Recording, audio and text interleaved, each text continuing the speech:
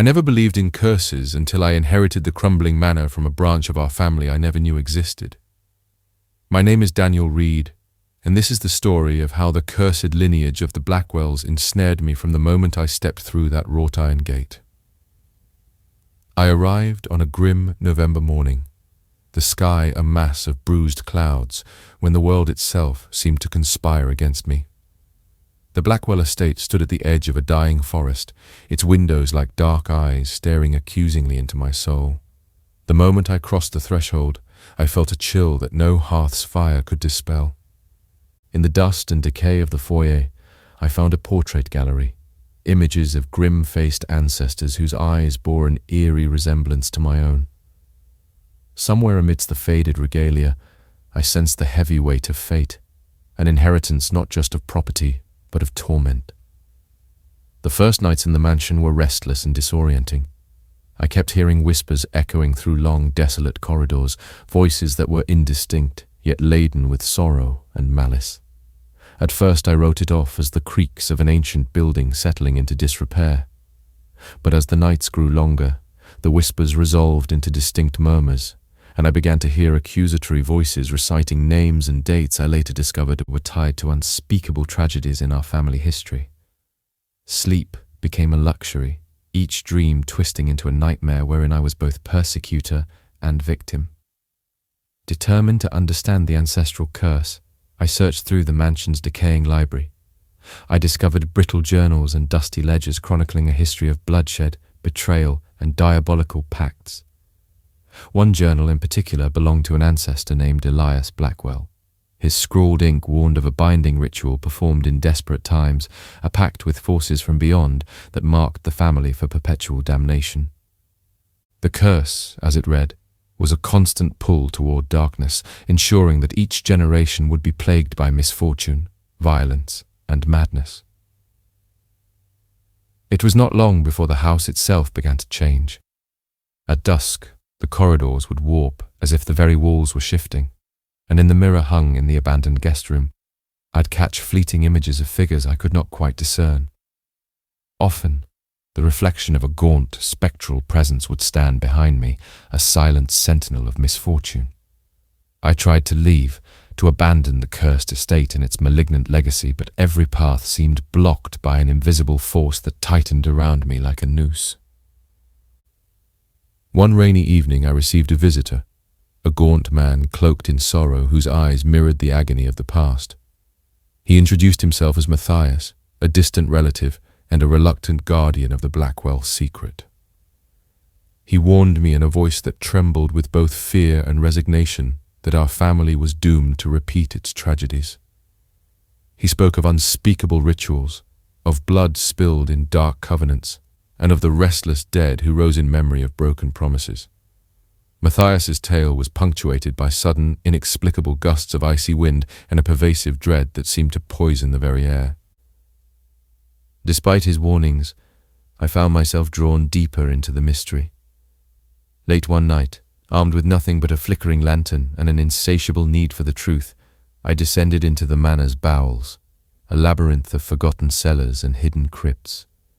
The further I ventured, the thicker the air became with the scent of decay and sorrow. In a subterranean chamber I discovered a mural depicting my forefathers, their expressions contorted into grotesque masks of despair. At its center lay a depiction of a dark ritual, with a figure cloaked in an aura of malevolence, offering a bloodied chalice to shadowy entities. The brushstrokes reeked of frenzied panic as though the painter had been compelled by a sinister force beyond mortal control.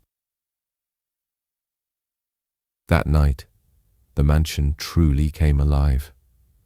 The old wooden floors thudded under the weight of footsteps that were not my own, and the walls wept with crimson droplets as if the mansion itself were bleeding. I felt unseen hands clutching at my shoulders, dragging me toward rooms where I witnessed scenes of brutal violence played out in phantasmal reenactments. I saw spectral figures reenacting the very horrors documented in the journals. A vengeful ancestor slashing at a cousin driven mad by guilt, a mother sacrificing her child to appease a merciless deity, and a father locking his eyes open in terror as the curse claimed his sanity. Each vision left me with a searing mark on my soul. Matthias tried to help me escape the madness, insisting that we destroy the remnants of the ancient ritual and close the door that our bloodline had so recklessly opened. We gathered what arcane knowledge we could, piecing together fragments of old incantations from brittle manuscripts. In one final attempt to sever the cursed bond, we stood in the heart of the manor, the great hall where the ancestral portraits lined the walls. Under a moonless sky, with only trembling candlelight to guide us, we chanted verses in a language long forgotten. The air thickened to a suffocating miasma, and the eyes in the portraits seemed to burn with unholy fire. For a fleeting moment I believed that salvation was at hand, but the darkness answered our call with a vengeance. The spectral figure from the mural, the very embodiment of our curse, manifested before us. It was not a being of shifting shadows, but a presence of palpable dread, a towering spectre whose features were carved from endless torment and despair. In its eyes I saw the history of our family laid bare, one endless cycle of hope, betrayal, and bloodshed. The entity moved with a deliberate, inexorable cruelty, and before Matthias and I could react, it swept through the hall like a tidal wave of damnation. In that tumult, I felt my mind shatter. The boundaries between past and present dissolved as I found myself reliving every atrocity my ancestors had committed, every life they had damned. I screamed, but my voice was swallowed by the swirling storm of memories and malice. Matthias's cries faded into the din of eternal suffering, and I was left standing alone amidst the ruins of our futile struggle. Even now I write these words as a final confession. I have become both witness and victim to the cursed lineage that haunts me. The mansion, now ablaze with unholy light, stands as a monument to the sins of my forefathers, a constant reminder of my inescapable fate. There is no redemption here, no glimmer of reprieve. The curse has claimed me body and soul, and as the cycle continues, I can only wonder when the next chapter of our dark legacy will unfold. I remain trapped in this perpetual twilight, a ghost among the living, bound to the estate that has become my eternal prison. The knowledge of our cursed history is a burden too great to bear, yet it is the only truth I possess. And so, as the night deepens and the spectral voices rise once more, I leave you with this warning.